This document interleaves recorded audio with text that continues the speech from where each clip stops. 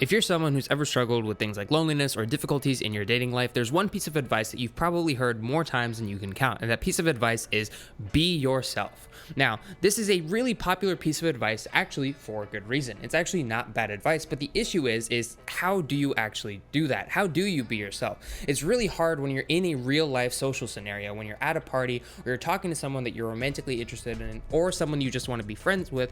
It's really hard to actually be yourself in those moments because anxiety and fear completely control us and just make us forget, who we are, what do we like to do, what kind of humor do we have, and we start kind of immediately defaulting back on this fake self that we have that's completely neutral, bland, and uninteresting. And because of that, it's hard for us to make friends, which makes us feel like we're not interesting, which kind of, it's a vicious little cycle that we fall into.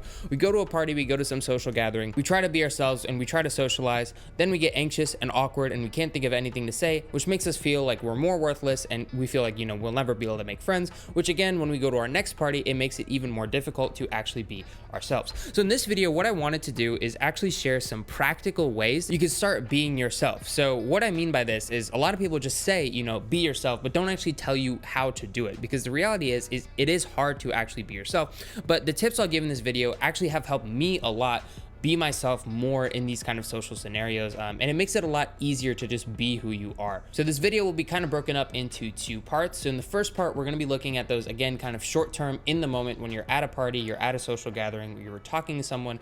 How do you actually be yourself? What are some kind of mindset things that you can keep in mind? What are some small shifts in behavior you can make that can make it easier to be yourself? And then we'll dive into the kind of more long-term things that you need to do in order to be more comfortable being yourself. So let's dive into the first part. We're going to dive into practical tips on being yourself. Now, the number one tip I'm going to give that is a little bit kind of impractical or weird is to make risky jokes whenever you meet new people. Now, what do I mean when I say risky jokes?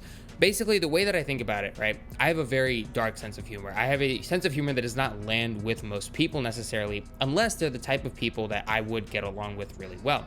So what I do is whenever I meet someone and I'm afraid or I'm nervous and I, just don't feel good, I'll just make a joke that I think is hilarious. And that's the focus that you want to have. Try and make jokes that you think are super funny, and you kind of almost want to say jokes that you think other people might not laugh at. Like you'll be the only one that gets the joke. The mentality that I have whenever I go into social interactions now is like, I want to make myself laugh as much as possible. Like I want this social scenario to be entertaining to me. And when you do these kinds of things, you'll, just start making jokes that you think are funny. Just start injecting your own playful kind of sense of humor into it. Immediately, this is going to make people open up a lot more, and you'll be surprised at how often people will actually laugh at the jokes and things that you're telling. You might think, oh, I'm not funny enough to do that, or, oh, like I don't have any good jokes or anything like that. But that's a fucking lie. Because the thing is, everyone, when you're hanging out with your best friends, you have a great time. You guys are all joking and laughing, and a lot of people find you funny when you're yourself, when you're around that good core friend group that, you may have had at some point in the past, or you may currently have. When you're around your close friends who, get along with you well and you see them all the time, they all probably think you're pretty funny. You're going to crack jokes, you're going to say things that make people laugh. Everyone has a little bit of humor in them, and use that to your advantage. For me, I personally didn't think that I was, that funny or anything like that. I didn't think I had a great sense of humor, but then I, kind of started doing this. I would just kind of just say things that I thought were, really funny. And I would start laughing, and it would make me more playful. So even if the other person didn't laugh, I would think it was funny. So I would be in a better mood already. But like 90% of the time when I said something that I thought was funny, the other person was thinking the same thing and they thought it was funny too. And that helped them open up and also, express their sense of humor as well. Because if you feel comfortable being funny, being yourself, and just kind of making jokes and being playful, the other person also will feel comfortable doing the same thing. So not only will this interaction be more fun for you, it'll also be more fun for the other person. And you'll have a lot more chemistry, and it'll just be a lot easier to make friends that way, because the thing is, everyone likes laughing, everyone likes having a good time.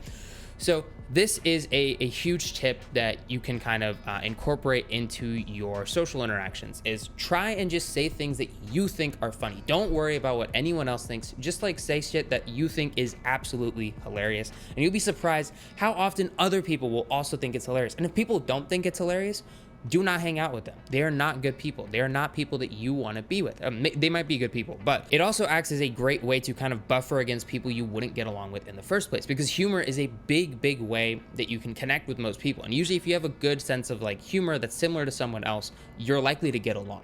So again, it acts as, not only will it make things more fun, it'll make you more yourself, it'll also help you kind of buffer out people who aren't a good fit for you right off the bat, kind of immediately. If they're not laughing at your first couple of jokes, they're probably not a good fit in the first place.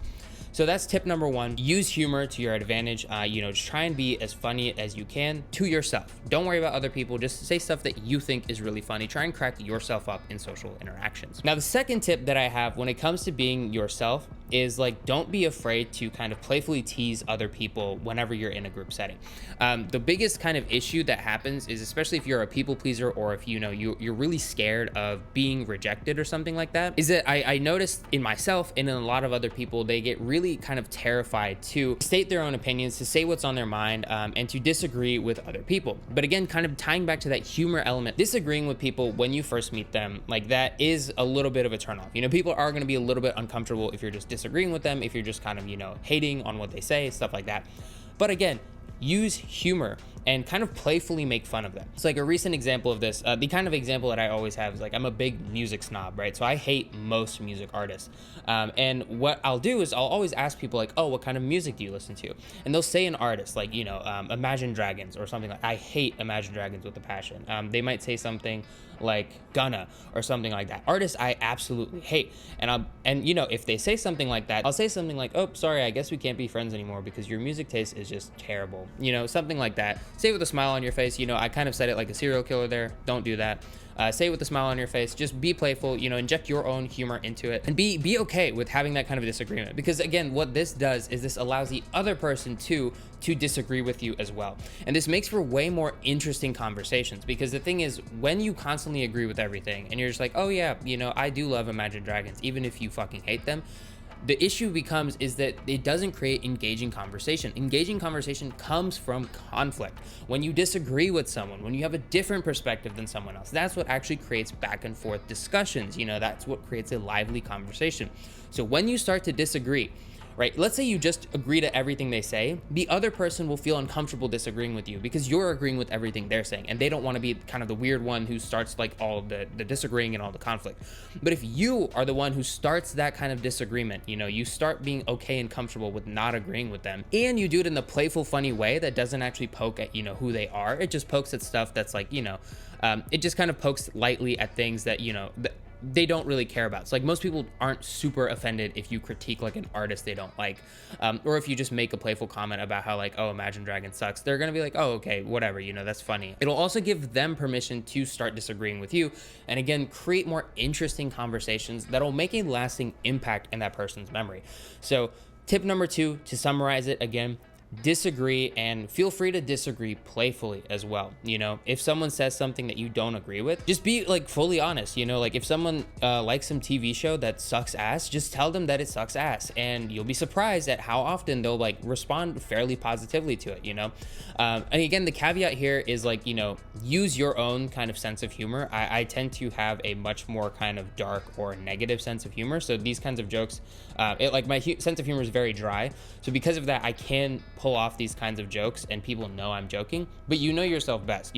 Use a style and sense of humor that works best for you. Feel free to disagree with people, especially when you meet them early on. The other tip, which is something that a lot of people kind of know already, but they don't really execute this well, is try and ask them a lot of questions about them. You want to keep the focus on the other person as much as you can. And the issue that I see with a lot of people when they're doing this is that they're not really genuinely interested in what the person has to say. When you ask questions to other people, don't ask them questions that you don't give a fuck about. Ask questions that are actually interesting to you. So if you in college, the standard thing is, oh, what's your major? What do you want to do? That's just boring as fuck. If you don't want to ask about that, don't ask about that. For me, again, I love music, so I'll always ask people like, what kind of music are you into? And most people love music too, so they'll be more than happy to talk about that stuff. I also, I'm a big mental health person, as you can tell by this channel. So like, I will always ask people about like, oh, their views on like mental health, or like, what kind of mental health stuff, I'll just share about stuff that I've been through, and I'll ask them like, what have you been through, stuff like that. And it creates interesting kind of conversations, so that's one big thing when it comes to taking interest in other people.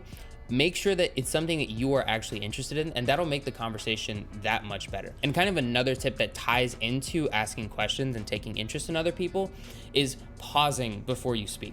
So a lot of people, like a good rule of thumb basically is to just stop for 2 seconds after the other person finishes talking. So, they'll say something like, oh yeah, I saw this movie and it was really cool. And then you go 1, 2, and then you reply to them. And this alone has changed my life so much, because so many people will keep talking in that silence, Leave that silence open and you'll be surprised how much easier it is to talk to people, because the biggest issue happens is that a lot of people run out of things to say, right? The reason you run out of things to say is because you're not letting the other person talk enough. You're not letting them say more things, because the more things the other person says, the more shit you can ask them about to keep the conversation going. Ask questions that are interesting to you, and then when the other person finishes responding, pause for 2 seconds and use those 2 seconds to like really think about what the fuck they just said to you, because that will really help in formulating a good response that will actually further the conversation. Now, you don't always have to do this, like I will like immediately respond to people, or like if we're having like a, like a back and forth where we're exchanging kind of words really quickly, I will interject a little bit, or if they say something that I'm like, oh, I really want to know more about that, I will dive in. But try and just like here and there inject those 2 seconds of silence, and you'll be surprised at how big of a difference that really makes. So now that we've gone over those kind of 3 basic tips, you can start using those in your day-to-day conversations. But the deeper issue behind a lot of the social anxiety stuff and a lot of the fear, at least this is from my personal experience, has to do with confidence. And again, everyone knows, like the same advice that everyone gives is like, be confident, and like people will come to you. But like, how the fuck do you do that? It's really hard to just be confident. So in this part of the video, I want to share some things, some kind of like surprising tips I don't see many people talking about on how to actually improve your confidence. And the first tip I'm going to dive into is going to scare a lot of people off, but like this is the biggest one. Boosting your confidence in social situations specifically is experience rejection. Now, what do I mean by this? So for me, there was a video I saw by this YouTuber named Hamza. I'm gonna pop his face up on here. You probably know him if you're watching this channel. He's a huge guy, pretty good advice on most of his videos. He had this video, this little short, where he basically said, I guarantee I know how many women have turned you down in the last year. This was specifically for dating, but you can, apply this as well to making friends and stuff like that. I guarantee I can guess the number of women who have said no to you in the last 4 years. And his guess was 0. And when he said that, I was like, oh my God, yeah, he's totally right. Like, I haven't faced a single rejection in like the last 4 or 5 years, because I just haven't asked anyone out for so many years. And that was when it hit me. I was like, this is the reason I'm struggling with dating, is because I never make a move on anyone. And that kind of led me to realize that I am terrified of rejection, which is what drives a lot of my low confidence in a lot of these social scenarios. So what I actually did was I went ahead and, asked out a girl. I got shut down. And that shutdown sucked. Like getting rejected really sucked after I saw that video. And I was in a lot of pain, and I was like, why did I do this? This was the dumbest fucking idea in the world. Fuck Hamza, like this is terrible. But what's interesting is after like 10 minutes of just like having a little breakdown and like not feeling good and not feeling okay, I felt really free and liberated. And the next day when I went out to like hang out with a ton of people, I was like the most confident I have ever been in my life. And I realized at that moment, the reason is because your fear of rejection is what is making you not confident, because you are so terrified of rejection that you will hide everything, you'll hide a lot of aspects about yourself, and you'll like, appear extremely ashamed of yourself. But the thing is, the only way to get over fears is to confront them head on. And so when I confronted rejection and I actually faced real rejection, that stung and that was difficult, I was like, oh, that's it.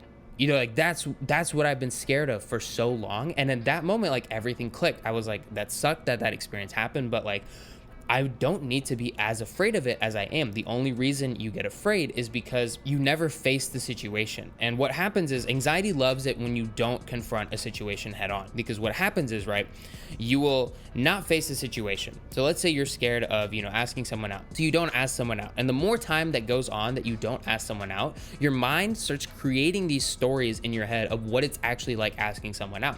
It'll say like, oh, it's gonna go terribly. Oh, he or she is gonna say no. You're gonna feel terrible. You won't be able to live. You need to get a yes. You need to have that guarantee. It'll start kind of saying all these stories in your head. And the thing is, when you aren't in real life, you're not participating in day-to-day life, your mind starts making shit up and you believe that shit is real because you never go out in the real world and actually see what it's like. That's kind of the root cause of a lot of anxiety, is you're believing the shit in your head because you don't actually go out in the real world and see what it is actually like. Procrastination anxiety, like that's a big thing, like thinking, oh, like this test or this project is going to be super overwhelming to study for. But what's the cure for it? You start doing the thing and you realize it's not as bad as you thought it was. The same thing applies to social anxiety. You have to go out and actually experience the thing you are terrified to experience and realize it's not the end of the world. When you are still breathing after, someone turns you down or someone doesn't want to be your friend or someone ghosts you, when you realize you're still alive after that and like there's nothing wrong, that's when you'll feel very just liberated and free, because you'll realize there's nothing to be afraid of. And when you don't have that fear anymore and you're not afraid of rejection, it's like the shackles have been, taken off, and you can be yourself so much more easily.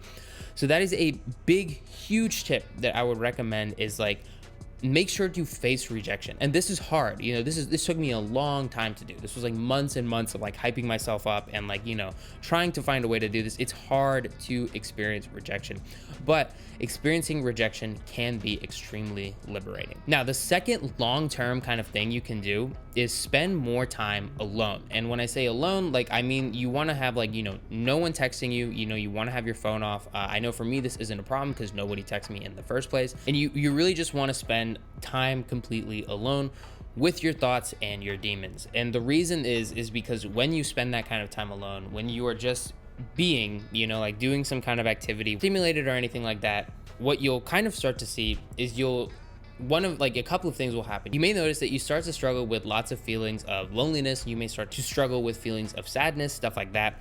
And in these moments, what you may notice is an urge to either reach out to other people, to hang out with other people. You may be really comfortable just being alone by yourself. You may notice that you start turning to really bad habits that you don't really like turning to, because they're the only way you know how to deal with the sense of loneliness or emptiness.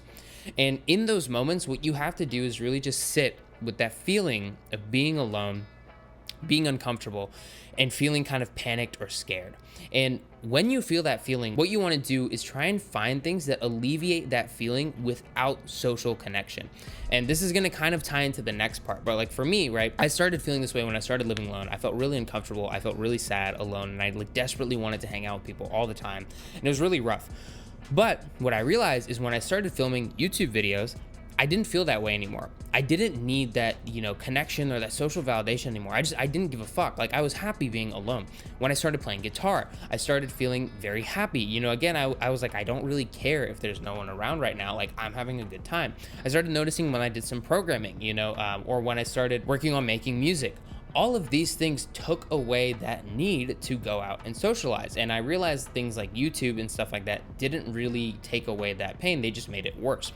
So this leads me into my third tip on building confidence, which is find something that is more important to you than social interaction. And so this is not to say like, be a hermit and shut yourself off. But when you have something that is super enjoyable to you, that you're really passionate about, and that you really love doing, you will automatically become more confident, because your fear of rejection goes away when you have something that's like more important to you than social interaction. So like, let's say, like for me, like I love psychology, I love mental health stuff. When I'm working on that, I don't give a fuck, who didn't text me back, who said this to me at what party, or like that one time I did some weird shit like 3 years ago. I don't care anymore, because I'm like really engaged and I'm really passionate, and I'm like, this is my purpose. This is something I really want to do. And all that stuff that kind of bothers you all the time when it comes to social stuff starts going away, starts slipping out of your mind. And again, if you have a hard time kind of finding that thing that really ignites your passion, gets you super excited, and just like turning your wheels, I don't know what other phrases there are that can emphasize the point I'm trying to make. What you can do is the thing I discussed in the previous tip, which is sit with those feelings of sadness, emptiness, and loneliness. Let yourself cry, let yourself be uncomfortable, just be alone, and see what takes away that feeling. For me, I know like I'm getting to that point of being sad or lonely. Like I know I've spent enough time alone to like actually have some personal growth happen. When I start getting an extreme urge to just like text people to hang out, like I need people over, I can't be alone, I feel uncomfortable being alone, I need someone to tell me that, like I'm doing a good job or something like that. That's how I know that like I am at that point where like my insecurities, my lack of confidence in myself, and my like need for using social interaction as a coping mechanism is starting to come out. It's at that point that I will try and find things that fill that void without me actually needing to go do either social interaction or unhealthy coping mechanisms. Now, a caveat with this is you don't necessarily want to just avoid social interaction. That's not the point of this tip. The point of this is to make it so that social interaction is not like your main kind of thing that makes you feel worthy and special. You want to get to the point where you don't need other people to tell you that you're a good person to feel like a good person. And that only comes when you have something you're really passionate about and something that you're driven towards and something you're working towards that makes you feel good and fulfills you and makes you feel complete. And that kind of feeling, you can only really realize like what that thing is. If you want to find your passion, the only way you can find it is by experiencing those uncomfortable negative emotions of being alone, being away from other people, not knowing what to do with yourself. That's where you can find the thing that actually scratches that itch, because it's when you're in that deep dark kind of place, the only thing that'll really get you out is something that you really like, that makes you feel really good, and something you're really passionate about. So with that being said, quick recap of the video so far. We had the first 3 tips, just kind of short-term things you can do like in the moment when you're in a social situation. Then 3 long-term tips with like tips 2 and 3 kind of bleeding into each other. And then the final thing that I kind of want to just talk about when it comes to this thing that it doesn't really fit into a tip or anything like that is just the reason why you might have a hard time making friends. And I know for me at least, like this is a huge issue in dating and things like that. I all the time would meet girls that I could tell like initially were very interested in me or they would want to go out with me, something like that. But then as time goes on, they would like very quickly exponentially lose interest in me. And I didn't understand why, but now I kind of do. The reason is that a lot of people who struggle with social interactions or social relationships, especially men, is that they reek of desperation because they are desperate. They really need someone else to tell them that they're doing a good job, and they need other people to validate them in order to feel normal. And this is something that kind of causes you to not do a lot of these practical tips and things that we're talking about in social interactions. Like naturally what will happen is if you're desperate for validation, if you really want someone to like you, and if you really want, like you need someone to complete you or all these kinds of, irrational things, you'll start to do a lot of just bad things. You'll constantly try to impress the other person. You'll agree with them all the time. You won't be yourself. You'll kind of shut off parts of you that are authentic. You'll be very excessive and clingy and needy, and you won't be able to focus on your own drives and passions and all these things. The desperation of like, I need this person to like me, or I need this person to approve of me, that is what causes most of, I would say for most men who are having trouble dating, but also many women who are having trouble dating, like this is a universal thing, is that desperation of like, I need someone else to tell me I'm doing a good job, to know I'm doing a good job. That is where a lot of these problems come from, where it's like, it's hard for you to make friends and stuff like that. So keep that in mind as you're going into social interactions, and be mindful of that desperation. For me, I know it helped when I was like, I would start to, think something like, oh, like this person is talking to this girl I like I need to go and interrupt their conversation, or like I need to be the one she's talking to all the time, or like, oh no, like he's so much better than me, or all this just, fucking nonsense going on through my head. To cut that out, I had to recognize like, okay, that's just me being desperate for validation. And it's okay if these things happen. Like this is just like my brain being goofy, and I need to just kind of, keep that in mind and just let those thoughts kind of play, and let this like, terrified feeling in myself just, ride itself out. And that really helped. To sum up the video, we had the 3 tips in the beginning. I can't remember them, so I'm going to pop them up on screen right here. We had the 3 tips that were kind of more long-term. I'm going to pop them up right here. And the final thing we touched on was desperation, loneliness, and validation, and how these things kind of feed into each other. So I hope that this video helps. Thank you so much for watching, and take care.